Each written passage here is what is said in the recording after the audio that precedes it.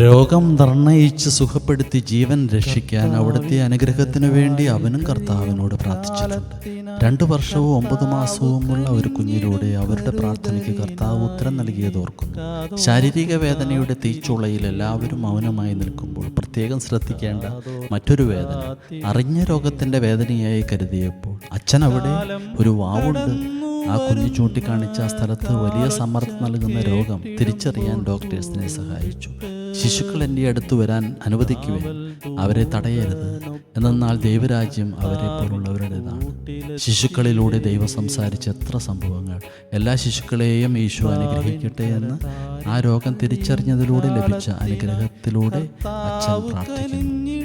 അവൻ ശിശുക്കളെ എടുത്ത് അവരുടെ മേൽ കൈകൾ വെച്ച് അനുഗ്രഹിച്ചു. നമ്മുടെ കർത്താവ് ഈശോ മിശിഹായുടെ കൃപയും പിതാവായ ദൈവത്തിൻ്റെ സ്നേഹവും പരിശുദ്ധാത്മാവിന്റെ സഹവാസവും നാം എല്ലാവരോടും കൂടെ ഉണ്ടായിരിക്കട്ടെ. ആമേൻ.